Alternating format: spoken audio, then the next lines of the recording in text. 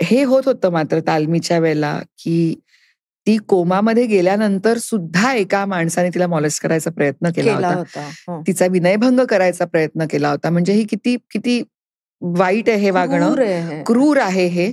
मी पाशवी असा शब्द म्हणणार होते, पण तो मी वापरणार नाही, कारण पशु असे नाही वागत. हं. पशु प्रेताशी संग नाही करत. नाही करत. हो. खरंय. तर तो प्रसंग जेव्हा आम्हाला करायचा होता, त्याच्यात असं होतं, की तो आमचा बॅकस्टेजचाच एक मुलगा होता.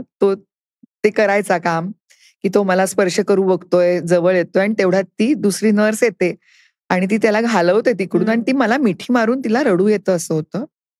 तर देविका देशपांडे ही नटी खूप उत्तम नटी, फारच चांगल्या कॅलिबरची, उच्च कॅलिबरची नटी, जिने विनय काकाबरोबर खूप काम केलं. ती कुसुम मनोहर लेलेमध्ये काम करायची, हं.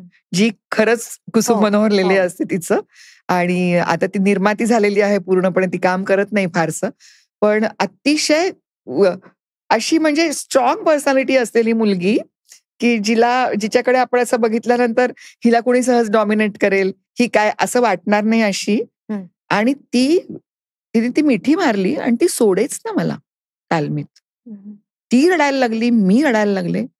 कारण बाई म्हणून, माणूस म्हणून आम्हाला त्यातली क्रूरता इतकी जाणवली, की त्या दिवशी आम्ही तालीम नाही करू शकलो.